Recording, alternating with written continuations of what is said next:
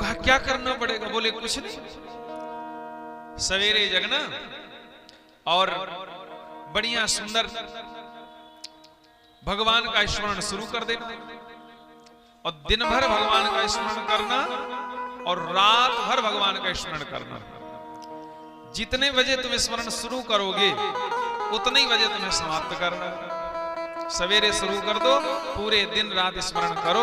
एक पल के लिए तुम नाम को छोड़ना नहीं, चाहे कितनी भी बड़ी अव्यवस्था हो जाए, कोई समस्या आ जाए, नाम को नहीं छोड़ना। शिष्य ने कहा ठीक है गुरु जी, कर दूंगा मैं, तो 24 घंटे की बात है। ये उपाय महाराज संतों के मुख से हमने सुना है, आप अगर कर सको तो करके देख लेना। हम कह रहे हैं ये बात आपको प्रमाण से, 24 घंटे में आपको भी भगवत दर्शन हो जाएगा। महाराज शिष्य गया और ये प्रामाणिक उपाय है, ये प्रामाणिक बिल्कुल। और इस उपाय में महाराज गीता प्रेस से भगवत दर्शन नामक एक पुस्तक निकलती है, उसमें एक मैया ने ये लेख लिखा हुआ था कि महाराज जी मुझे दर्शन हुआ है इस उपाय से। उसको हमने पढ़ा तो उस शिष्य ने अपना सुबह से चिंतन करना शुरू किया। अच्छा, पूरी दिन हो गई, पूरी रात हो गई। अब जब समय आया बिल्कुल, तो जहां पर वो चिंतन कर रहा था, नियम उसका ये कि एकांत में करना चाहिए, कोई व्यवधान ना आए, ऐसा है। लेकिन कितनी भी बड़ी समस्या आ जाए, आपको चिंतन नहीं बंद करना, बस नाम जप करते रहिए, शारीरिक क्रियाएं होती रहे, कोई बात नहीं। सवेरा जैसे ही होने वाला था, सवेरे सवेरे शुरू किया था तो अगले दिन सवेरा होने ही वाला था, सो उसे दिव्य प्रकाश दिखाई पड़ा। और जब भगवान आते हैं तो भगवान की महाराज दिव्य आभा प्रभा, बहुत प्रकाश में स्वरूप है ठाकुर जी का।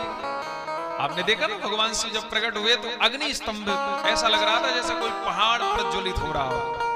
भगवान ब्रह्मा और विष्णु जी को जब दर्शन दिया तो दिव्य ज्योति में प्रकाश आभा भगवान की और दिव्य सुगंध, भगवान का दिव्य शरीर है ना, चिदानंद में देह है भगवान की। जहां ठाकुर जी विराजते हैं वहां की प्रकृति भी चिदानंद में हो जाती है। तो भगवान की वो शक्ति का एहसास हुआ। अब एक पल के लिए उनको लगा शिष्य को कि भगवान आ रहे हैं, तो आह्लादित हो गया। और दूसरे पल उसको लगा कि इतनी जल्दी कैसे आ गए, इतनी जल्दी कैसे आ सकते हैं, भगवान कैसे दर्शन दे सकते। अरे मैंने पढ़ा है कि जन्म जन्म मुनि यतन कराही, जन्म जन्मांतरों तक ऋषि लोग यतन करते हैं, तब जाके भगवान का दर्शन होता है। और इतनी जल्दी 24 घंटे में। सो जैसे ये भाव आया, भगवान लौट गए, आ ही रहे थे। अब दर्शन तो हुआ नहीं, गुरुजी के पास गया, गुरुजी सब गड़बड़ हो गई, दर्शन तो हुआ नहीं, आपने तो बड़े विश्वास से कहा था। गुरुजी ने कहा अच्छा, एक पल के लिए तुम्हें एहसास तो हुआ था, गुरुजी तो सब देख रहे थे, सिद्ध महात्मा थे। तुमने कहा हाँ एहसास तो हुआ था। बोले तेरे मन के भावों में परिवर्तन हुआ था? बोले हाँ गुरुजी, पहले तूने पूरे विश्वास के साथ जप किया, लेकिन जब भगवत साक्षात्कार होने वाला था, तेरे मन का विश्वास तुझे धोखा दे गया। तेरे मन का विश्वास, तेरी श्रद्धा, तेरा समर्पण तुझे साथ नहीं रहा, इसलिए भगवान आते हुए भी लौट के चले गए।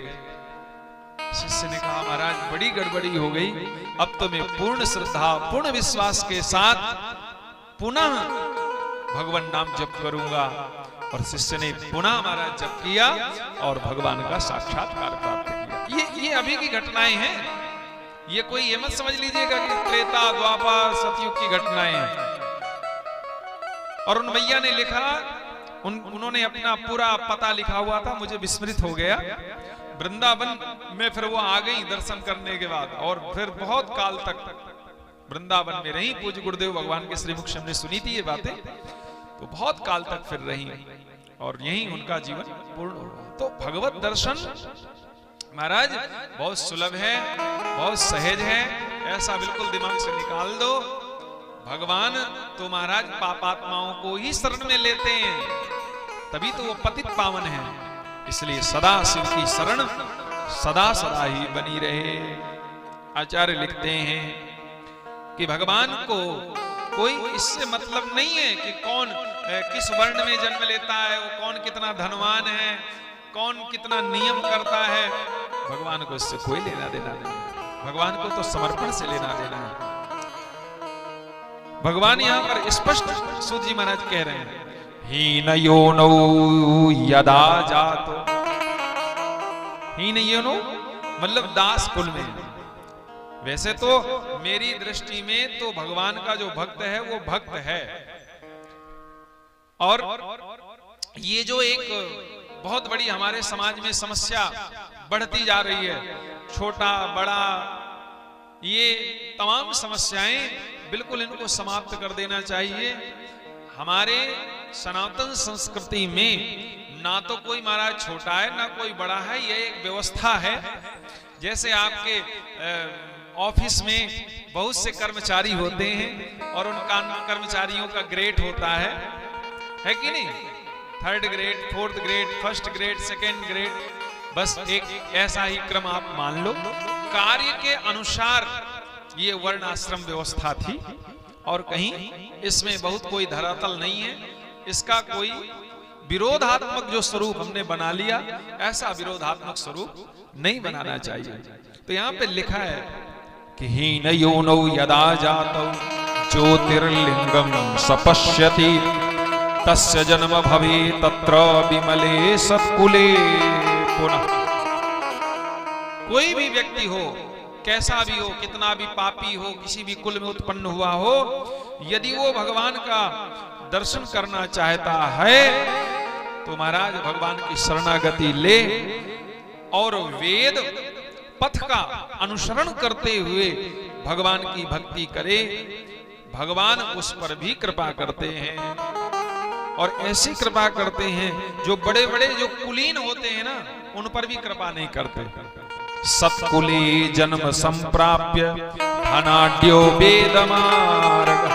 बहुत ऊंचे कुल में जन्म हो गया, वेद मार्ग से पतित हो गया, अच्छे आचरण नहीं किए, तो भगवान कहते हैं मेरी दृष्टि में उसके कुल का, उसके धन का कोई महत्व नहीं है।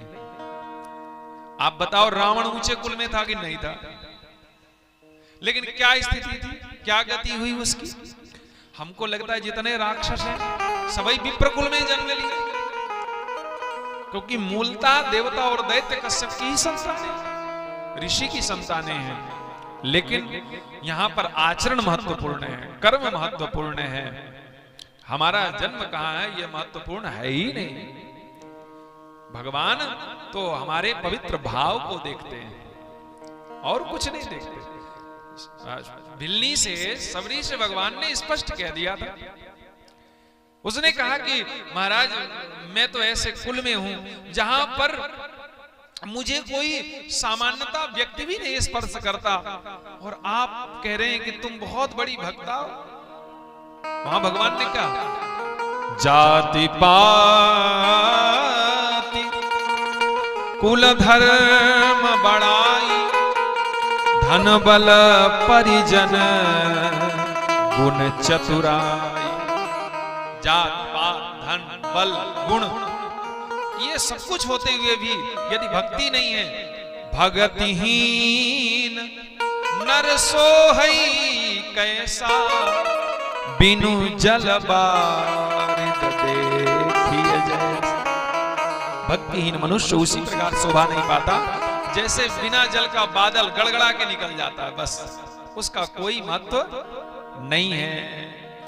तो महाराज भक्ति में ना तो किसी प्रकार के वर्णाश्रम धर्म का भेद है, ना तो महाराज बेटा बेटी वृद्ध स्त्री पुरुष का भेद है। कोई भी हो, भगवान कहते सोई अतिशय प्रिय भामिन मोरे। नारी पुरुष सचराचर कोई भी हो, इस जड़ चेतन में भगवान तो पशुओं पर भी कृपा करते हैं। इसलिए हम मनुष्य मात्र हैं, ऐसा भाव लाते हुए भगवान के पवित्र कथाओं का स्मरण निरंतर करना चाहिए। तो प्रधान रूप से भगवान के जो स्थान है उनका यहां पर वर्णन है, तो मैं इन स्थानों का वर्णन करते हुए आगे बढ़ता हूं। सबसे पहला जो महत्वपूर्ण स्थान भगवान ने बताया वो काशी ही है। काशी इस भारत भूमि की नहीं, इस विश्व की अनादि नगरी है, आदि नगरी है। ये भगवान के त्रिशूल पर स्थित है महाराज। ये बहुत अद्भुत नगरी है। भगवान ने जब इस सृष्टि का निर्माण किया तो सबसे पहले काशी का ही निर्माण किया है। और भगवान इस काशी की इतनी महिमा कहे हैं शिव पुराण में, आगे मैं कहूंगा आपको। कोई भी व्यक्ति कैसा भी हो, कितना भी बड़ा पापी हो, अगर उसकी मृत्यु काशी में हो जाती है तो भगवान तत्क्षण उसे मुक्त कर देते। इसीलिए इसे अभिमुक्त भी कहा जाता है। काशी में रहने वाले व्यक्ति का प्रारब्ध नष्ट हो जाता है, पूर्व के संस्कार नष्ट हो जाते हैं। यहां तक लिखा है शिव पुराण में कि अन्यत्र जगह में जप तप करते हुए भी शंका है कि भगवान मिलेंगे कि नहीं मिलेंगे, लेकिन काशी में रहते हुए वो कुछ भी ना करे, अपने निज जीवन के लिए प्रयत्न करता रहे, मतलब अपने परिवार का भरण पोषण करे और कैसे भी करे वहां बस बना रहे। अब ऐसा मत समझ लेना कि वृंदावन की ये महिमा नहीं है, चित्रकूट की नहीं है। क्योंकि हम शिव पुराण की पवित्र सन्निधि में हैं, इसलिए यहाँ काशी का विशेष महत्व है। और जैसे ही काशी का महत्व है उसी तरह वृंदावन का भी है। हम भागवत कथा सुनेंगे तो वृंदावन के लिए भी यही लिखा है, वृंदावन परित्यज्य पादमेकं न गच्छति।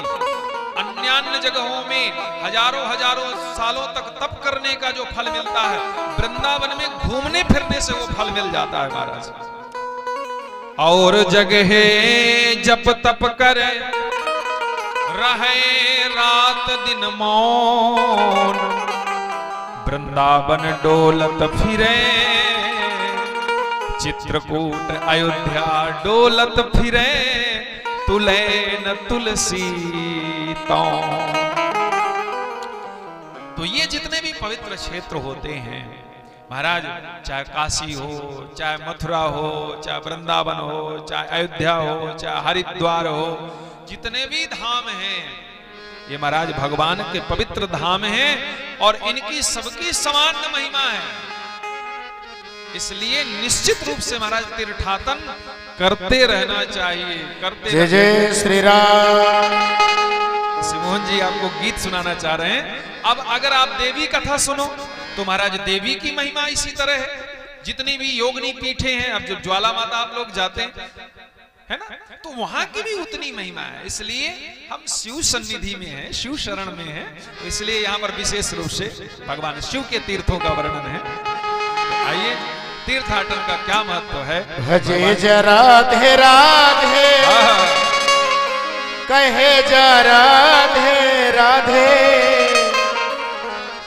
श्री वृंदावन धाम अपारे, रटे जा राधे राधे, श्री वृंदावन धाम अपारे, रटे जा राधे राधे, रटे जा राधे राधे, जपे जा राधे राधे, रटे जा राधे राधे, जपे जा राधे राधे, राधे ओ राधे राधे अलबेली सरकार, रटे जा राधे राधे अलबेली सरकार, रटे जा राधे राधे।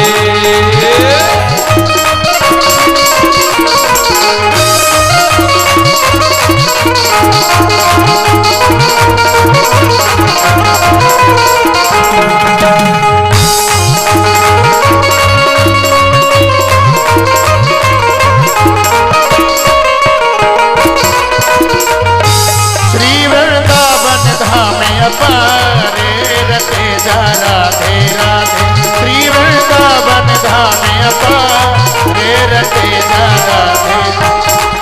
जो राधा राधा गावे वो प्रेम पदार्थ पावे, जो राधा राधा गावे प्रेम पदार्थ पावे, जो राधा राधा गावे वो प्रेम पदार्थ पावे, जो राधा राधा गावे वो प्रेम पदार्थ